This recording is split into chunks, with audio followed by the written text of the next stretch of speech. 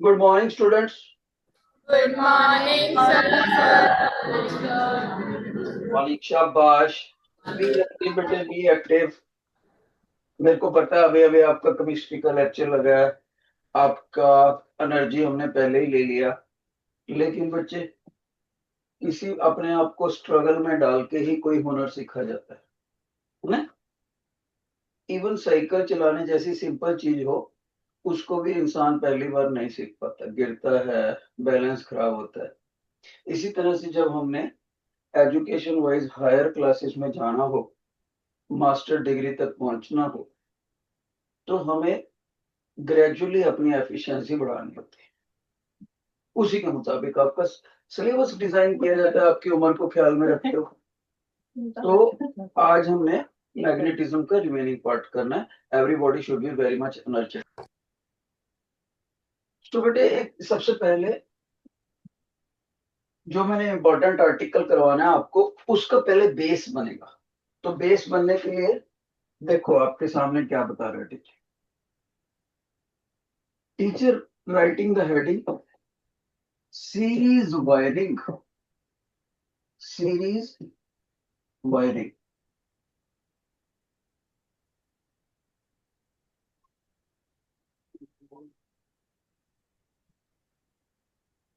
Series wiring.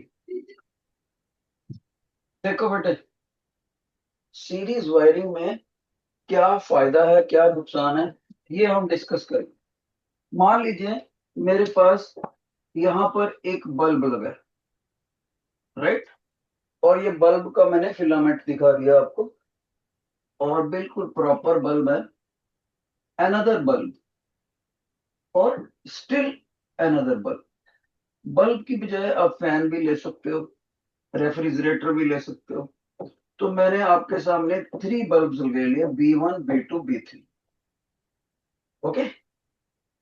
अब मान लीजिए पीछे से हमारी ये 2 वायर्स हैं, एक लाइव वायर और दूसरी neutral wire. Live wire, neutral wire, ये दोनों वायर्स बिजली का कनेक्शन देती है हमें। लाइव वायर हमेशा करंट लेकर आती है, और न्यूट्रल वायर हमेशा करंट को वापस लेके जाती है हाइड्रो इलेक्ट्रिक स्टेशन तक। अब मान लीजिए, ध्यान से देखो मैं कैसे वायरिंग करता हूं। मैंने क्या किया, मैंने इस न्यूट्रल वायर को यहां पर जोड़ दिया, राइट, लास्ट वाले बल्ब के एक टर्मिनल। और लाइव वायर को इस लैंप से यहां से जोड़ दिया, कॉपर वायर से। फिर यहां से निकाल के यहां से जोड़ दिया, फिर यहां से निकाल के यहां से जोड़। इस तरह से मेरा सर्किट कंप्लीट हो गया। यहाँ पीछे से सप्लाई है, बिजली का मीटर है, और उसके पहले हाइड्रो इलेक्ट्रिक स्टेशन से वायरिंग जा रही है। अब इस वायरिंग का सबसे बेनिफिट क्या है, जैसे मैं इसके स्विच को ऑन करूंगा, यहाँ स्विच लगा देते हैं, ये स्विच बोल दो या की बोल दो, राइट। तो जैसे ही मैंने इस स्विच को प्रेस करा, की मेरा ऑन हो गया, what happens, current starts coming. ये ग्रीन वायर से होता हुआ, बल्ब 1 से होता हुआ, 2 से होता हुआ, 3 से होता हुआ, वापस न्यूट्रल से होता हुआ चला जाएगा। यानी सर्किट इज कंप्लीट। तीनों बल्ब ग्लो करने लगेंगे। बहुत अच्छी बात है। तो बच्चा कहता है सर फिर तो मैं ऐसे लगा लेता हूँ घर में। जैसे ही बच्चे ने बोला कि सर मैं इस तरह से वायरिंग कर सकता हूँ, तो टीचर उसको बोलता है बेटे wait wait, little knowledge is dangerous. पूरी बात सुनो। कहता है सर क्या। टीचर कहता है मान लीजिए आपका एक बल्ब फ्यूज हो गया, B2 बल्ब फ्यूज हो गया। कहता है सर ओके। तो जो B2 बल्ब फ्यूज हो गया, तो हम उसके फिलामेंट को ब्रेक कर देते हैं। ये लो, मैंने इरेजर यूज करके इसके फिलामेंट को ब्रेक कर दिया बेटा, ठीक है। ये लाइक दिस, ये देखो मैंने यहाँ पर आधा सा दिखा के और यहाँ से ब्रेक कर दिया। जैसे सर्किट में ब्रेकिंग ब्रेक आ गया, तो now circuit is not close even if the switch is pressed. Switch को प्रेस करने के बाद भी सर्किट क्लोज नहीं है।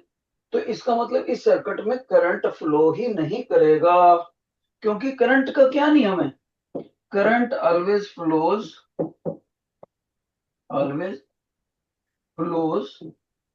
इन a closed circuit. Closed circuit का मतलब उस सर्किट में कंटिन्यूटी होनी चाहिए, कहीं भी ब्रेक नहीं आनी चाहिए। पर बल्ब का फिलामेंट टूट गया, फ्यूज हो गया, तो यहाँ कंटिन्यूटी खत्म हो गया। तो यहां से जब कंटिन्यूटी खत्म हो गया तो ये मत सोचना कि सिर्फ बल्ब B2 नहीं जगेगा, बल्कि किसी भी बल्ब को करंट नहीं मिलेगा, सारे बल्ब ग्लोन करने से बंद हो जाएंगे, नो बल्ब विल ग्लो। तो यहां पर हमने देखा भाई, सीरीज कनेक्शन करने से बल्ब B1 B2 B3 तीनों को, इनको हम लोड कह सकते हैं। लोड क्या होता है, जो हमारी बिजली कंज्यूम करके अपना काम करे, वो रन कर सकते हैं, कैन रन। बहुत अच्छी बात है, हमने तीनों जगा के दिखाए थे बाहर। लेकिन एक नुकसान इसका क्या है, अगर तीनों लोड्स में से एक लोड भी खराब हो गया हमारा, जैसे ये टीचर ने फ्यूज कर दिया, तो सिर्फ B2 को नहीं जलना चाहिए, बाकी तो जलने चाहिए थे, हमारी ऐसी इच्छा होनी चाहिए थी। लेकिन हम क्या नोट करते हैं, none of the bulb glows, none of the bulb glows. ये हमारा सीरीज का ड्रॉबैक और प्लस पॉइंट। प्लस पॉइंट क्या है, वेरी सिंपल, यहां से तार जोड़ो, आगे निकाल के जोड़ो, बहुत सिंपल है सर्किट बनाना, सारे जगने लगेंगे। एक भी बल्ब खराब हो गया तो तीनों नहीं जगेंगे, ऐसा तो हम कहीं जाएंगे नहीं। तो इसका मतलब प्लस पॉइंट होने के साथ साथ माइनस पॉइंट भी है। दिस इज पॉजिटिविटी कि सारे ग्लो कर सकते हैं, दिस इज नेगेटिविटी। जिन बच्चों को पॉजिटिव और नेगेटिव करेक्टर सीरीज वायरिंग का समझ आ गया, please raise your hand, please raise your hand if you have understood.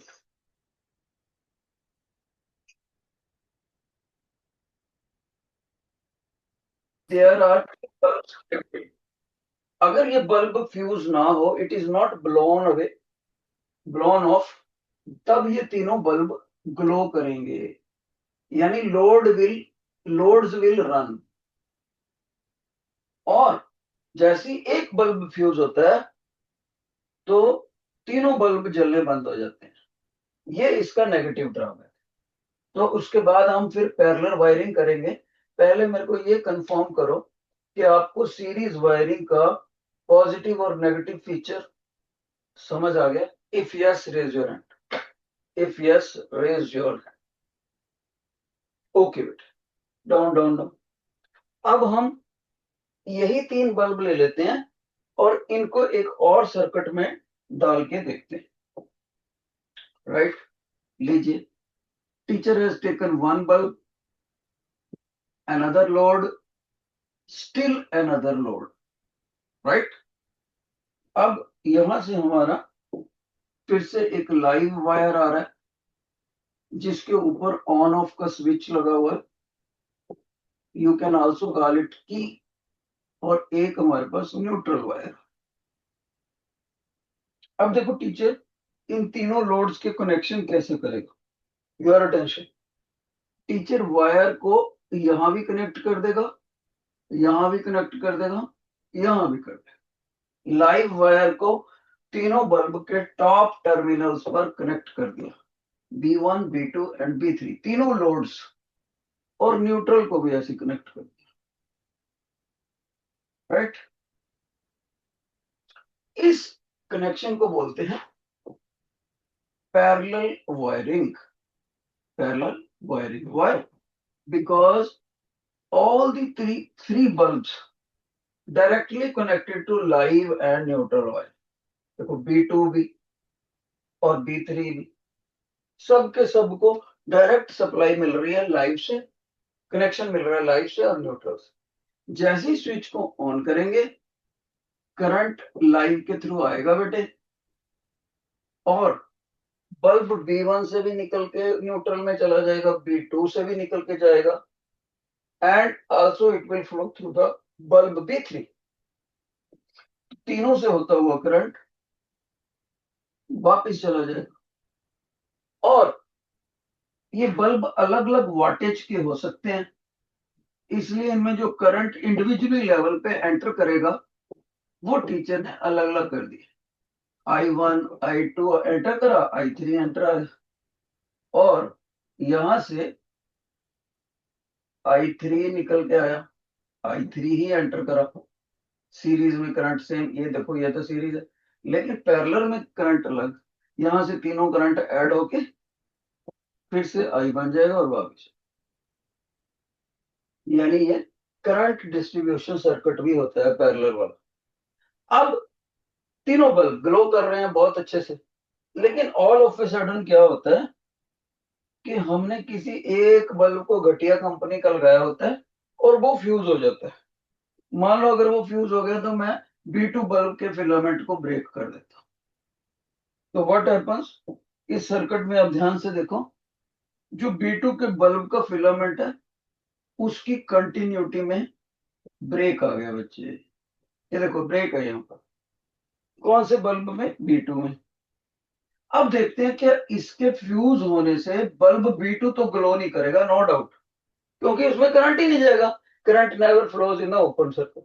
लेकिन इसके फ्यूज होने से B1 और B3 पे क्या फर्क पड़ता है?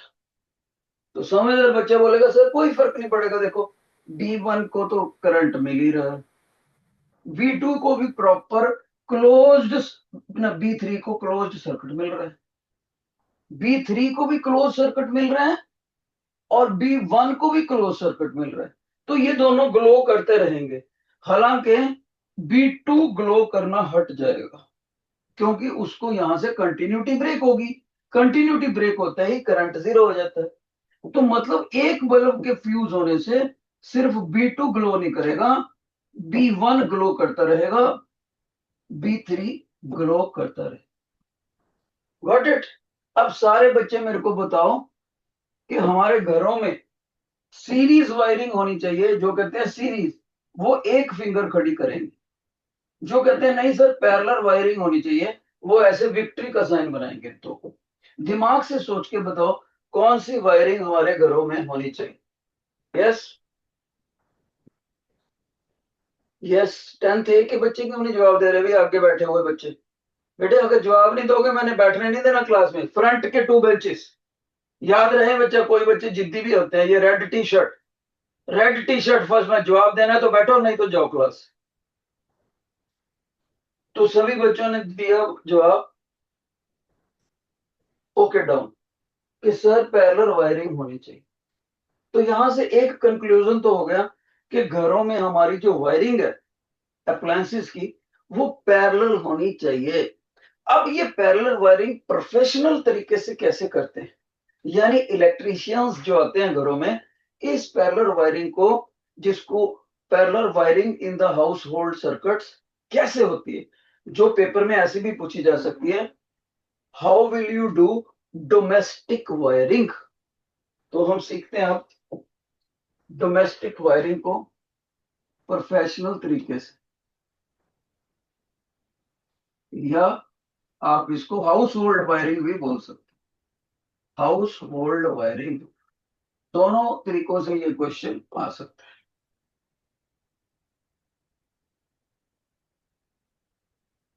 तो जैसी टीचर ने ये हेडिंग लिख दिया एकदम से आपको माइंड में आना चाहिए सर बाकी कुछ पता नहीं हमें, लेकिन ये इसकी नेचर पैरेलल वायरिंग हुए, ये तो हम गारंटी से कह सकते। मैंने कहा भाई क्यों, ऐसे क्यों? बच्चे कहते हैं सर ये देखो, ये आपका एक लोड हो गया।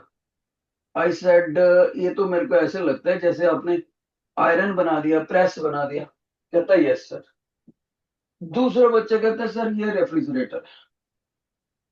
I said okay. कहता आप ये चाहोगे कि अगर आपकी प्रेस खराब हो जाए तो फ्रिज भी चलना बंद हो जाए? मैंने कहा ये तो कभी नहीं चाहूंगा मैं, प्रेस खराब हो जाए तो फ्रिज तो चलता रहना चाहिए। कहते यस सर, इसीलिए पैरेलल वायरिंग लगती है। ये सर मैंने पंखा लगा दिया और ये मैंने,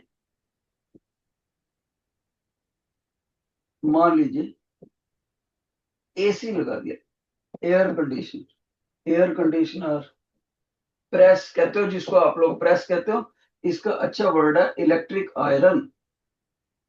और रेफ्रिजरेटर, जिसको आप फ्रिज बोल देते हो, और फैन, और कहीं ना कहीं बल्ब भी लगा सकते। तो मैंने ये 4 लोड ले लिए बेटे। अब हम इसको पैरेलल में लगाएंगे, लेकिन कैसे लगाएंगे? यहाँ इंपॉर्टेंट बात, किसी भी लोड लोड से 3 वायर्स बाहर आती है, किसी भी लोड से 3 wires. Let me tell you, fridge का लेते हैं पहले। इसमें से बेटे एक वायर ग्रीन कलर की निकलती है। कोई बच्चा कहता है सर एक्चुअल में भी ग्रीन कलर होती है। यस, एक्चुअल में भी ग्रीन।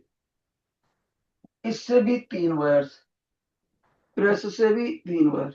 एक बच्चा कहता है सर मैंने तो प्रेस से एक ही वायर निकलती देखी।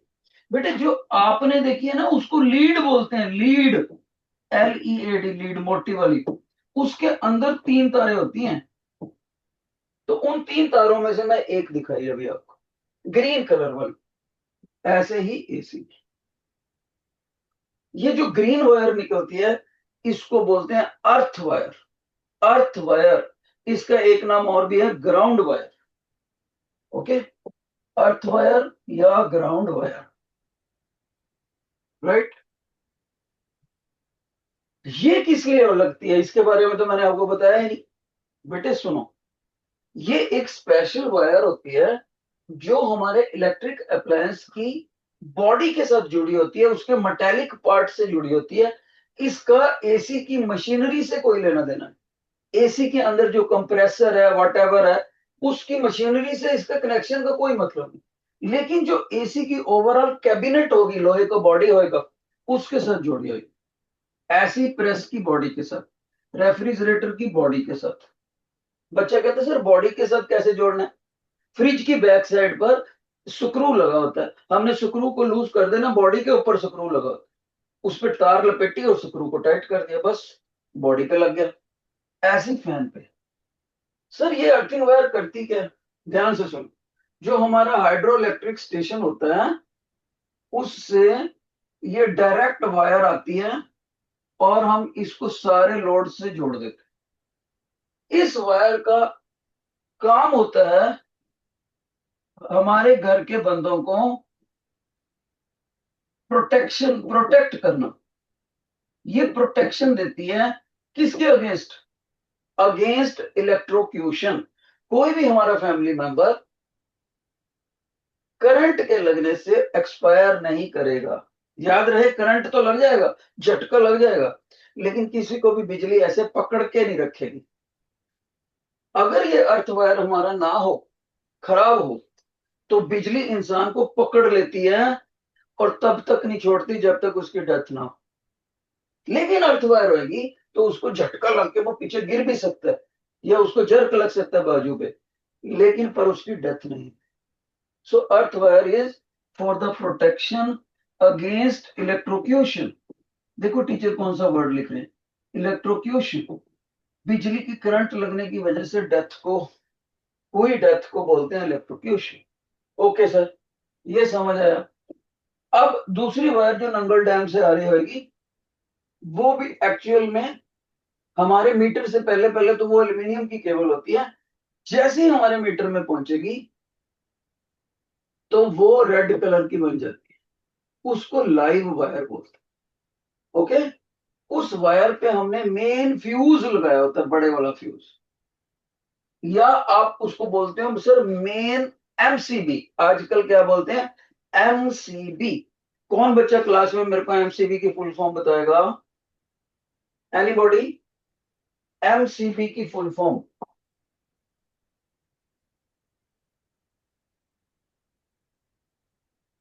नहीं बता रहे? इसका फुल फॉर्म है बेटे, देखो, मिनिएचर सर्किट ब्रेकर। लिख लो, लिख लो सभी बच्चे, miniature circuit breaker, miniature circuit breaker. तो ये फ्यूज लगा देते हैं, ये मिनिएचर सर्किट ब्रेकर। तब ये लाइव वायर यहां से। अब बच्चा कहेगा सर इस लाइव वायर को, जिसको आप L से लिखते हो, लाइव वायर, ये पता कैसे लगेगी कि लाइव वायर है? अगर हम इलेक्ट्रीशियन के पास जाएं, उसके पास एक ऐसा टेस्टर होता है इस शेप का, स्क्रू ड्राइवर के जैसा टेस्टर, उसमें छोटा सा बल्ब लगा होता है। इस टेस्टर को अगर हम लाइव वायर से टच करें तो ये टेस्टर का बल्ब ग्लो करने लग जाता है, तो लाइव वायर की पहचान होगी। फिर हमने वहां से रेड वायर लगा दी। अब ये रेड वायर क्या करेगी, ध्यान से सुनो। इन सारे लोड्स में से एक वायर बाहर आती है, जिसको हम लाइव वायर ही बोलेंगे।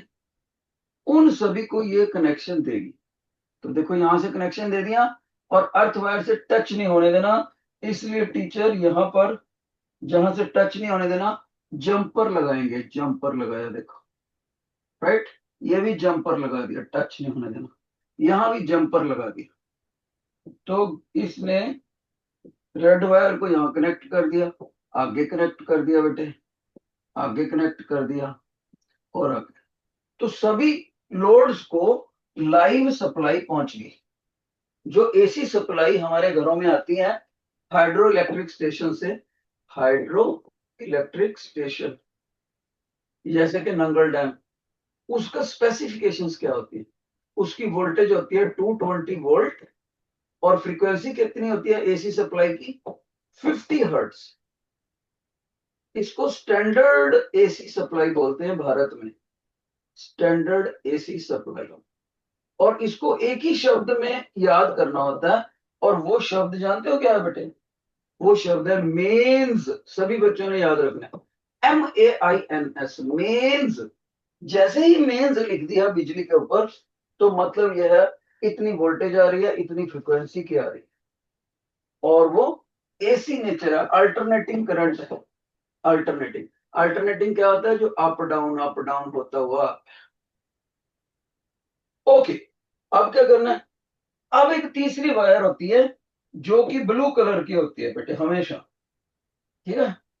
और उसको हम न्यूट्रल वायर बोलते हैं। लाइव वायर करंट लेकर आती है, और न्यूट्रल वायर वापस लेके जाएगी। तो न्यूट्रल वायर को भी हमने जोड़ना है। सारे लोड्स में से ब्लू कलर की वायर होती है। कोई कोई इलेक्ट्रीशियन ब्लू की बजाय ब्लैक भी लगा देते हैं, जो कि वैसे अच्छी बात नहीं है। अब यहां पर मैं जंपर लगाता हूं। ये जंपर लगाया क्योंकि टच नहीं होना चाहिए। जंपर लगाया, जंपर लगाया। ये हमारी ब्लू वायर ना तो रेड से टच हो, ना तो ग्रीन से टच हो। इसलिए अब हम इसको कनेक्ट करते हैं बेटे, ब्लू वायर को। ये लो, ऐसे, ऐसे, ऐसे, और ऐसे। तो ब्लू वायर हमने यहां से दे दी। ओके, तो ब्लू वायर करंट को वापस लेकर आई। और ये जो इंडिविजुअल सर्किट्स होते हैं, एसी वगैरह वगैरह, अगर हम चाहें तो उनकी लाइव वायर के ऊपर इंडिविजुअल फ्यूज भी लगा सकते हैं। इंडिविजुअल फ्यूज लगा सकते हैं लाइव वायर के ऊपर। नहीं चाहे तो कोई प्रॉब्लम नहीं। अब देखो ध्यान से होगा क्या।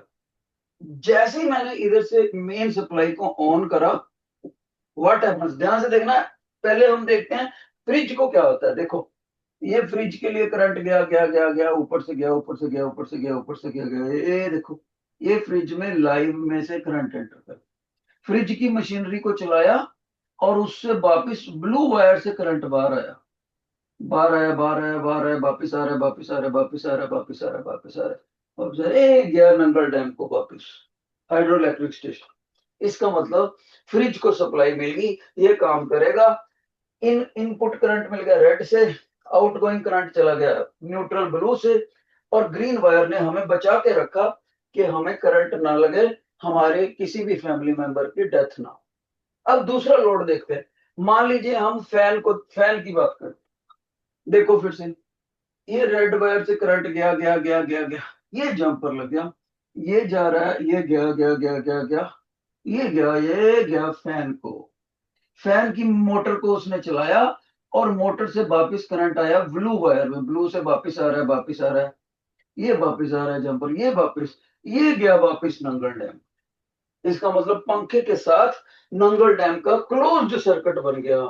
क्लोज्ड सर्किट में करंट फ्लो करता ही है, इसलिए हमारा फैन अच्छे से चलेगा। Got it? इसीलिए हमने इसमें ये प्रोफेशनल तरीके से पैरेलल वायरिंग लगाई। और लाइव वायर जो होती है करंट लाती है, करंट लेकर आएगा, ठीक है, brings in to the load. और न्यूट्रल वायर जो होती है वो टेक्स आउट। और अर्थ वायर प्रोटेक्शन के लिए। अब कोई बच्चा बोलेगा सर कोई और भी चीज हम कर सकते हैं, और ये ट्रिप स्विच क्यों लगाया, फ्यूज क्यों लगाया? अब ये क्या, ये फ्यूज प्रोटेक्शन के ऊपर भी प्रोटेक्शन है। सर क्या मतलब प्रोटेक्शन के ऊपर भी प्रोटेक्शन? मान लीजिए नंगल डैम से जो अर्थ की वायर आ रही है ग्रीन वाली, ये वायर आंधी तूफान चलने से यहां से टूट गई। जब आंधी तूफान आने से ग्रीन वायर टूट जाएगी तो हमारी भी आगे अर्थिंग सप्लाई टूट गई। तो अर्थिंग सप्लाई टूट गई तो क्या होएगा? इसका मतलब अब अगर फैमिली मेंबर को करंट लग जाएगा तो उसकी डेथ हो जाएगी। होएगा क्या? हमने उसके ऊपर भी एक छोटा सा प्रोटेक्शन का इंतजाम कर रखा है। क्या? ग्रीन वायर को भूल जाओ, मान लीजिए प्रेस की तरफ देखते हैं, ये रेड वायर आई, करंट लेकर आई, प्रेस में से घूमी, ब्लू में से करंट वापस गया, सर्किट क्लोज, प्रेस गर्म हो रही है। ऑल ऑफ ए सडन कोई फैमिली मेंबर प्रेस की बॉडी को टच कर देता है, मेटल वाली बॉडी को, चलो मान लेते हैं, उसको करंट लगेगा। जैसे किसी पर्सन ने इसको टच करा तो करंट उसकी बॉडी में आ जाएगा, उसकी बॉडी से जमीन में चला जाएगा, ग्राउंड में। तो ग्राउंड कहता है मेरे को जितना मर्जी करंट दो, नंगल डैम कहता है जितना मर्जी लो। यानी जो करंट ब्लू वायर से वापस जाना चाहिए था वो करंट प्रेस से होता हुआ इंसान की बॉडी में से होता हुआ जमीन में चला जाएगा। तो करंट देने वाले के पास बहुत कैपेसिटी है, हाइड्रो इलेक्ट्रिक स्टेशन के पास, और करंट लेने वाले के पास, ग्राउंड के पास बहुत कैपेसिटी है। वो कहता है जितना मर्जी दे दो, जमीन कहती है। बीच में कौन आ गया? बंदा। तो इसकी डेथ पक्की है। फिर भी हमने प्रोटेक्शन के लिए क्या करा, तो क्या करें? बच्चा कहता है सर हम जाके तो देख नहीं सकते कि अर्थिंग वायर आंधी तूफान से टूट गई कि नहीं, तो क्या करें? तो हम ये कहते हैं कि लाइव वायर में करंट हैंडलिंग कैपेसिटी वाला एक फ्यूज लगा दो। इस फ्यूज की खूबी ये होती है कि एक पर्टिकुलर अमाउंट तक करंट इसमें जा सकता है। जैसे ही करंट उससे ज्यादा होएगा तो ये गर्म हो जाएगी इसकी वायर, और H is equal to I square R T, heat का फार्मूला। H मैंने हीट, I मैंने करंट, R मैंने रेजिस्टेंस, T मैंने टाइम। इस हीट की वजह से इस फ्यूज की वायर ब्रेक हो जाएगी। यानी जैसे ही पर्सन को करंट लगने के हालात होंगे, ये फ्यूज की कैपेसिटी से बाहर का करंट हो जाएगा, एकदम से इतना टेम्परेचर हीट बढ़ जाएगी जिससे इसका टेम्परेचर इतना बढ़ जाएगा, तो ये खास मटेरियल की वायर होती है फ्यूज की, ये मेल्ट हो जाती है और सर्किट ब्रेक हो जाता है और बंदा हमारा बच सकता है, बशर्ते के ये फ्यूज या एमसीबी प्रॉपरली काम करें। तो अगर फ्यूज ही खराब हो गया, वो ऑन दे ही जा रहा है करंट, तो पक्की मौत है बंदे की। ठीक है? इसलिए अर्थ वायर के साथ साथ फ्यूज वायर भी लगाया। और एक बात सुन लो इंपॉर्टेंट, वो कौन सी? अपने पापा को भी बता देना जाके, घर में सभी बच्चे अपने पेरेंट्स को बताएं। ये जो आंधी तूफान से अर्थिंग की वायर खराब हो जाती है, समझदार लोग उसका रिस्क ही नहीं लेते। वो कहते हैं जो नंगल डैम से अर्थिंग की वायर आ रही है वो तो आंधी तूफान से टूट सकती है, कोई ट्रक उसको तोड़ के जा सकता है, क्यों ना हम अपने घर के पास अलग से डेडिकेटेड अर्थिंग पिट बना लें। यस, हम जमीन के अंदर डेडिकेटेड अर्थिंग पिट बना सकते हैं। अर्थिंग पिट वो कैसे बनती है वो इलेक्ट्रीशियन को पता है। उसमें चारकोल पड़ता है, कॉपर की लीड्स शीट पड़ती है, वगैरह वगैरह।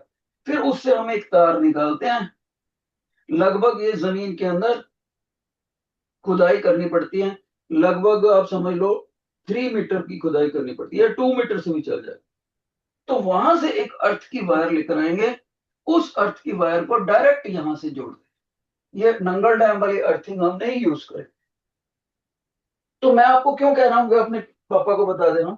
इस अर्थिंग पिट को बनाने का खर्चा आता है 3500 रुपीज आज के टाइम में। 3500 रुपये खर्चने पर आपके घर में जिंदगी भर इलेक्ट्रिसिटी से सदियों सदियों तक किसी बच्चे की, किसी फैमिली मेंबर की डेथ नहीं हो, चाहे वो छोटा बच्चा है चाहे बड़ा। ओके। तो कितने बच्चे बोलते हैं कि घर पे जाके पापा को बताएंगे, पापा अपने कोठी की, अपने घर की, अपने फ्लैट की डेडिकेटेड अर्थिंग पिट बनवा लो। कितने बच्चे बताएंगे? Raise your hands, raise your hands अगर इतनी इंपॉर्टेंट बात है तो। 10th ए के फ्रंट बच्चे को छोड़कर सेंटर वाला ये नहीं बताएगा, बाकी सारे बच्चे बताएंगे। शाबाश, वेरी गुड। और इसके साथ ही अब मेरे को ये बताओ, इसमें एक पार्ट मैंने अभी बताना है आपको। जिन बच्चों को डोमेस्टिक वायरिंग समझ आ गई है, please raise your, if you have understood please raise your. Okay, downward. और जिनको नहीं समझ आई वो लेफ्ट हैंड खड़ा करे, left hand, don't hesitate. Okay बेटे, मैं उस बच्चे को माइक पे नहीं बुलाऊंगा जो लेफ्ट हैंड खड़ा करेगा, पर एक्सप्लेन कर दूंगा दोबारा। जिसको नहीं समझ आई वो ईमानदारी से लेफ्ट हैंड खड़ा कर दो। मैं उससे ये नहीं पूछूंगा क्या नहीं समझ आया क्या नहीं, बस बता दूंगा। तो एनीबॉडी विद लेफ्ट हैंड, शाबाश। इसका मतलब आप सारे बच्चों ने ध्यान से सुना और सबको समझा। बहुत अच्छे, बहुत अच्छे। अब इसको बेटा याद करना होता है लेकिन घर जाए। अब टीचर कहता है मैंने आपको एक चीज अभी बतानी है इसमें। सर वो कौन सी? सुनो, वो ये है कि यहां पर हम घर के अंदर इतनी तारों का खिलारा करने की बजाय हमने यहां पर एक अलग से बॉक्स बनाते हैं जिसको बोलते हैं डिस्ट्रीब्यूशन बॉक्स। डिस्ट्रीब्यूशन बॉक्स, बस इसका काम यही होता है कि अंदर वाली वायरिंग को थोड़ा सा इजी बना देता है। अंदर वाली वायरिंग को थोड़ा इजी बना सकता है। और ये जो इंडिविजुअल फ्यूज हमने यहां लगाने की सोची है वो डिस्ट्रीब्यूशन बॉक्स में लगा देते हैं, बस। और कोई फायदा नहीं। सर इंडिविजुअल फ्यूज लगाने का क्या क्या फायदा है? मान लीजिए कभी एसी का सर्किट अंदर का ऐसा हो जाए वो ह्यूज करंट खींचने लग जाए, ह्यूज करंट खींचने लग जाए तो वो जल जाएगा एसी। तो उसको रिपेयर कराने का खर्चा ही हमारा 5,000 रुपये आ जाएगा। तो इस फ्यूज की प्रोटेक्शन होती है कि जितना एसी को अलाउड कर रखा है मैन्युफैक्चरर ने कि इतना मैक्सिमम करंट खींच सकता है, उससे ज्यादा अगर ये करंट करेगा, खींचेगा, तो ये फ्यूज ब्लो आउट हो जाएगा और एसी की इंटरनल इंटरनल सर्किट की प्रोटेक्शन हो जाएगी। और ये जो फ्यूज ब्लो आउट हो गया, अगर इसको खरीद के लाना हो तो it will cost you only 10 rupees. और अगर एमसीबी खरीद के लाना हो और ये खराब भी हो जाए तो it will cost you only ₹25। Individual AC load 25 से लेकर 100 तक के बीच में आ जाता है कोई भी एमसीबी। तो एसी हमारा बच जाएगा। एसी खराब हो जाता तो 5,000 रुपये में लगते हैं। इसलिए इंडिविजुअल लोड की प्रोटेक्शन भी हो। तो एक बच्चा कहता है सर जब यही फ्यूज लगा दिया, इनको इसका ज्यादा कोई खास फायदा तो है? हाँ, ये कभी कभार काम आते हैं, लेकिन कभी कभी बिजली में आपने सुना होगा कभी स्पाइक आ जाती है। Spike, SPIKE, spike. एकदम से वोल्टेज ऊंची जाकर नीचे आ जाती है और लोगों के टेलीविजन, उनका फ्रिज, उनका कंप्यूटर स्क्रीन, पीसीबी का सब जल जाते हैं। तो वो जब स्पाइक आती है ना, थोड़े से टाइम के लिए आती है, ऊपर जाके नीचे आ जाती है। तो उतनी देर में ये फ्यूज डिटेक्ट नहीं कर पाता उसको, एमसीबी। वो ट्रिप होता नहीं है, इतने में तो वो जला के भी चले जाती है लोड को। तब ये स्पाइक के अगेंस्ट बहुत बारीकी से करंट को चेक करने के लिए कि लिमिट वाली अमाउंट से ऊपर ना चला जाए करंट, थोड़े से टाइम के लिए भी ना चला जाए, उसके लिए ये इंडिविजुअल फ्यूजेस लगे होते हैं ताकि ये स्पाइक मोमेंटरली हाई वोल्टेज आने से खराब ना हो। Got it? अब अगर मैं आपके स्कूल में होता इतना सर्किट कराने के बाद, तो आपको लेबोरेटरी में ले जाता और असली में प्रैक्टिकल करके दिखाता है, ऐसे ऐसे ऐसे वायरिंग। तो घर में कभी भी कोई इलेक्ट्रिशियन आए, आप उसको ध्यान से देखना काम करते हुए, आपको सर की बातें याद आएगी। इलेक्ट्रिशियन वैसे वैसे ही कर रहा है जैसे जैसे सर ने बताया। ठीक है, तो आपकी प्रैक्टिकल इलस्ट्रेशन हो जाएगी। और ये नॉलेज मैंने इतनी डिटेल में क्यों बताई, क्योंकि जिंदगी भर काम आएगी, प्रैक्टिकल आर्टिकल है। ओके बेटे, जिन बच्चों को ये आर्टिकल अब पूरा समझ आ गया, वो एक बार राइट हैंड खड़ा कर। शाबाश शाबाश, डाउन डाउन, बहुत अच्छे। अब मैं कुछ आपको क्वेश्चन करवाता हूं, जैसे कि उन क्वेश्चन से हमें जजमेंट होनी चाहिए कि हम पेपर में कॉन्सेप्ट को क्वेश्चन के लिए कैसे अप्लाई करेंगे और क्या आंसर आएगा।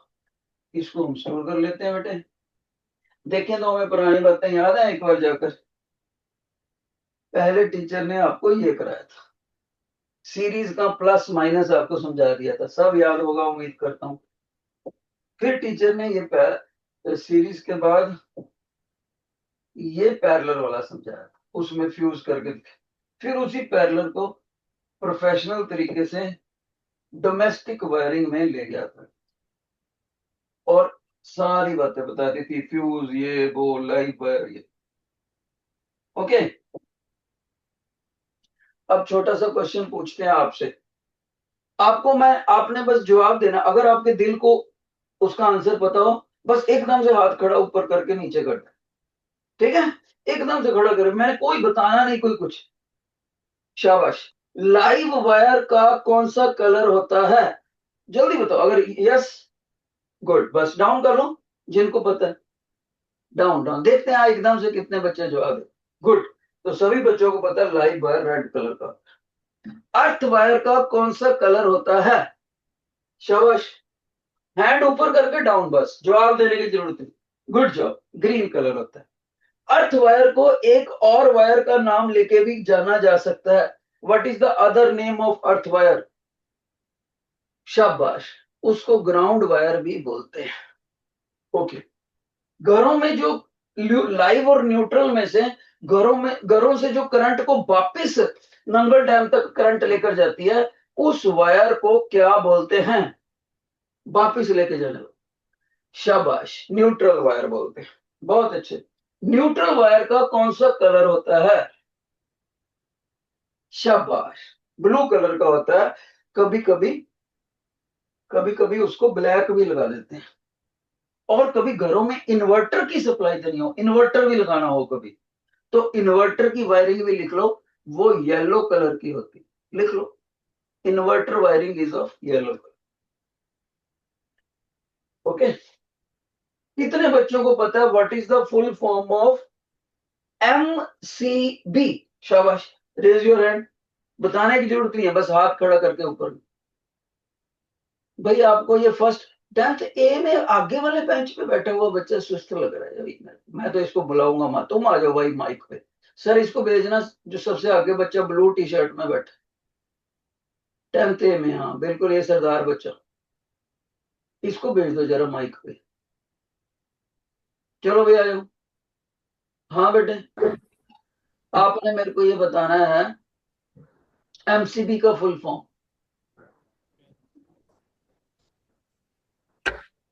MCB का फुल फॉर्म,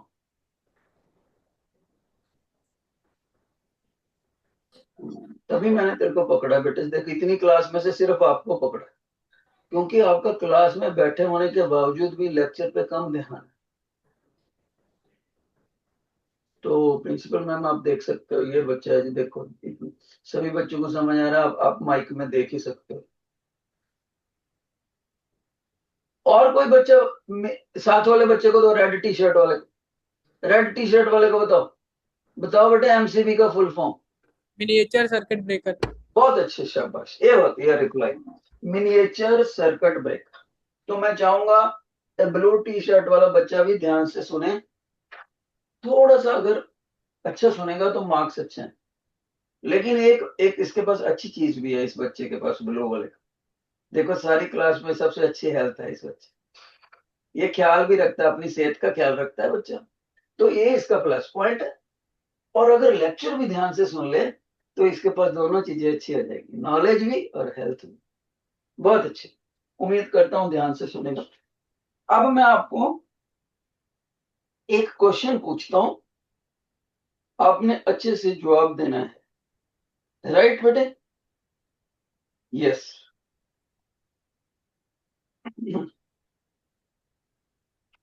देखो, ये पड़ा है एक सॉफ्ट आयरन का कोर। क्या पड़ा है? Soft iron core, ferromagnetic substance होता है, ठीक है। मैग्नेटिक फील्ड को कॉन्सेंट्रेट करके रखता है। और इसके ऊपर मैंने ये कॉपर की वायरिंग कर दी, आप वाइंडिंग वाइंडिंग भी कह सकते हो। और ये दोनों किनारे में इधर लेकर आ गया और एक बैटरी से जोड़ दी। और यहां पर अभी स्विच लगा हुआ है, स्विच को अभी मैंने ऑन नहीं किया, ऑफ स्टेट में स्विच बोल दो, या आप इसको की भी बोल सकते हो। और ये हो गया बैटरी, ठीक है। इसी सॉफ्ट आयरन के कोर पर मैंने एक और वाइंडिंग लगा रखी है, मान लीजिए वो ये दिखा दिया आपको येलो कलर से, ये पीछे से निकला वायर आ गया, पीछे से निकला आ गया, पीछे से निकला आ गया। और यहां पर मैंने कोई बैटरी नहीं लगाई, यहां पर मैंने सिंपल एक गैल्वेनोमीटर लगा दिया। गैल्वेनोमीटर, ये अगर सर्कल के अंदर जी लगा हो बेटे, इसका मीनिंग होता है गैल्वेनोमीटर।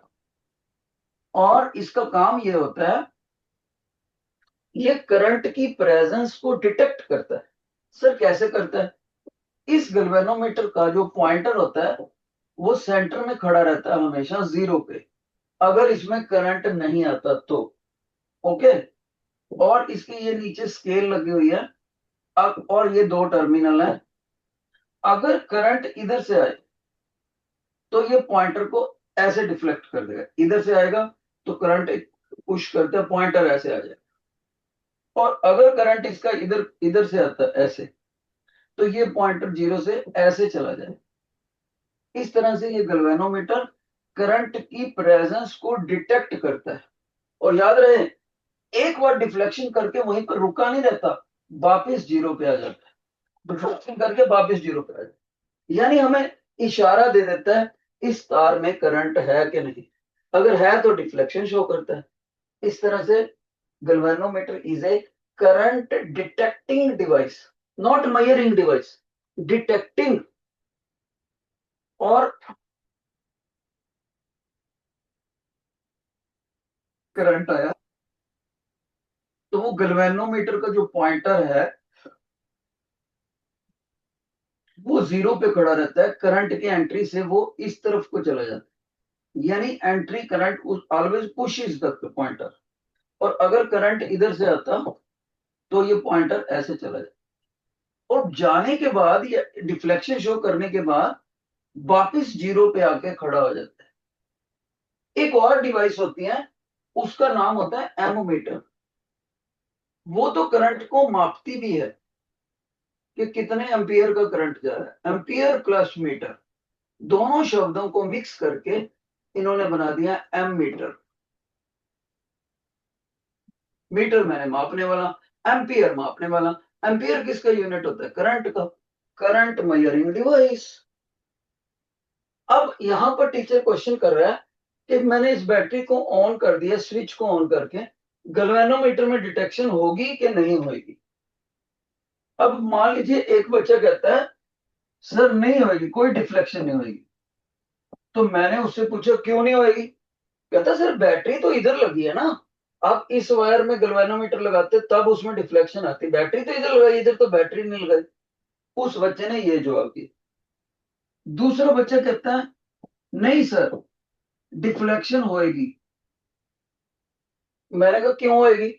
कहता सर जब इसमें से करंट जाएगा ना तो इसमें चुंबकीय क्षेत्र पैदा होएगा, मैग्नेटिक फील्ड, वही मैग्नेटिक फील्ड इधर भी तो पहुंचेगा। तो ये वाली येलो कलर वाली वायर मैग्नेटिक फील्ड के प्रभाव में आ जाएगी, उसकी वजह से इसमें डिफ्लेक्शन आएगी, क्योंकि मैग्नेटिक फील्ड के प्रभाव में आई हुई कॉइल में करंट आ जाता है। दूसरे बच्चे ने ये जवाब दिया। मैंने कहा कोई और आंसर? तीसरा बच्चा कहता है सर जब इस स्विच को ऑन करेंगे ना, ऑन, सिर्फ तभी डिफ्लेक्शन आएगी। ऑन करते ही, जैसे ही इसको ऑन करे हुए स्विच को देर हो जाएगी, फिर ये डिफ्लेक्शन हट जाएगी। और ऑफ करते हुए, कहता ऑफ करते हुए कुछ नहीं। ओके, एक बच्चे ने ये जवाब दिया। अब चौथा बच्चा कहता है सर जैसे ही आप स्विच को ऑन करोगे ना, तो डिफ्लेक्शन आएगी गलवैनो। फिर जब ये लंबे टाइम तक ऑन रहेगा कोई डिफ्लेक्शन नहीं आएगी, क्योंकि गलवेनोमीटर डिफ्लेक्शन देके जीरो पे वापस आ जाएगा। और जब आप स्विच को ऑफ करोगे तब भी एक बार गलवेनोमीटर डिफ्लेक्शन देगा और फिर वापस जीरो पे आ जाएगा। तो इन चारों बच्चों में से कौन सा बच्चा सही बोल रहा है? एक, दूसरा बच्चा, तीसरा बच्चा या फोर्थ बच्चा? जो भी आपको लगता है आंसर, आप उतनी फिंगर्स खड़ी करो। एक finger, double finger, triple finger, four finger. कौन सा बच्चा इसमें सही बोल रहा है? बेटे अपनी फिंगर्स खड़ी करो ना।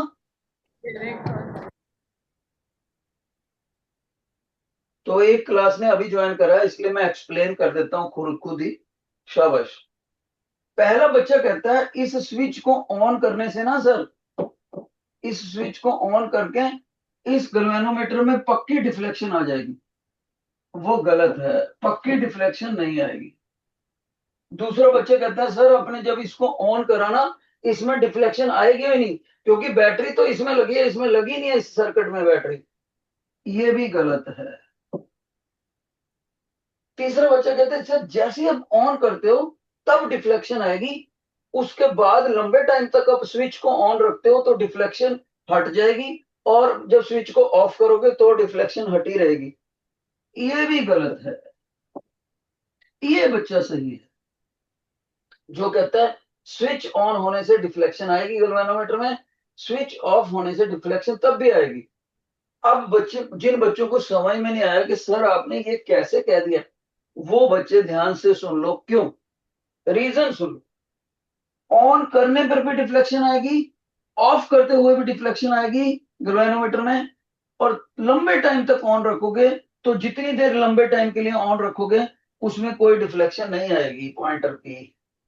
क्यों? सुनो, जैसे ही मैंने इस बैटरी को ऑन करा, तो ऑन करने से पहले कितना करंट था? 0 एम्पियर।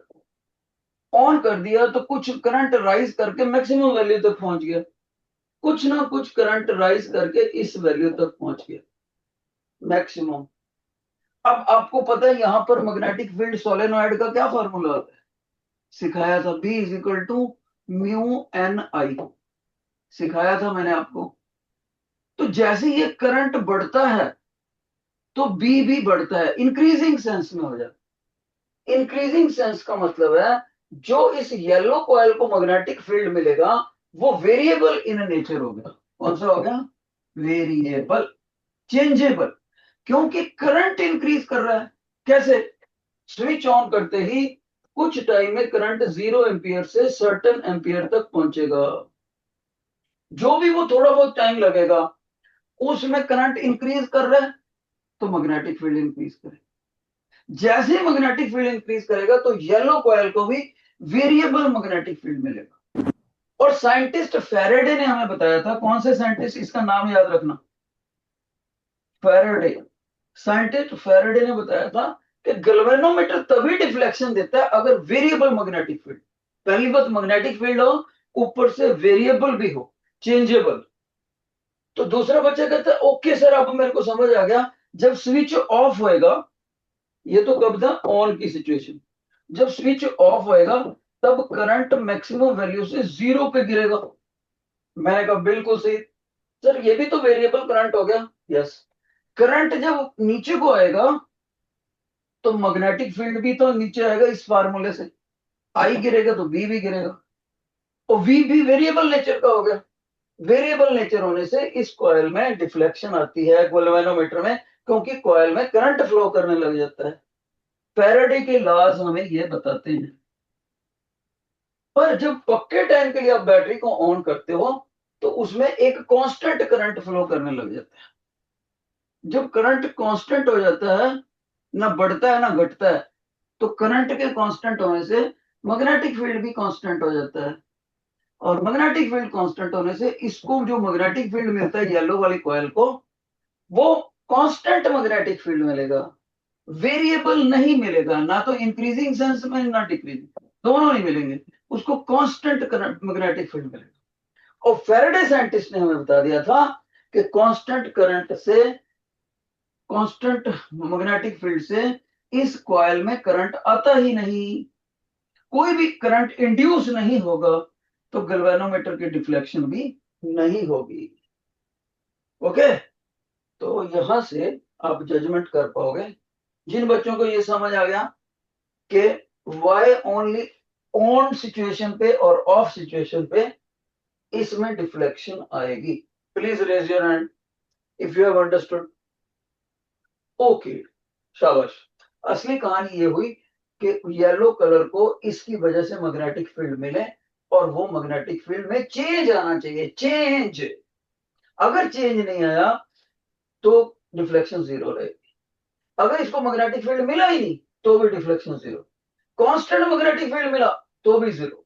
लेकिन अगर इंक्रीजिंग सेंस में मैग्नेटिक फील्ड मिले या डिक्रीजिंग सेंस में मैग्नेटिक फील्ड मिले, दोनों में चेंज इन मैग्नेटिक फील्ड आ गया, तब इसको गैल्वेनोमीटर, इस वायर में इंड्यूस करंट आ जाएगा, तो इस गैल्वेनोमीटर को डिफ्लेक्शन देकर जाएगा। किसने बताया? Faraday law scientist. ये बहुत इंपॉर्टेंट था बेटे। इसके साथ ही अब हमारा लेक्चर का टाइम ओवर हो गया, जितना मेरे को अलॉट कर रखा है इन्होंने। तो बाकी की चीजें हम कल करेंगे in the form of question answers, अगर इन्होंने लेक्चर रखा मेरा। जिनको लेक्चर समझ आ गया एक बार हाथ कर हिला के दिखाओ। शाबाश, पूरा लेक्चर। बहुत अच्छे, बहुत अच्छे, वेरी नाइस। अगली बार मिलते हैं बेटे। हरे कृष्णा।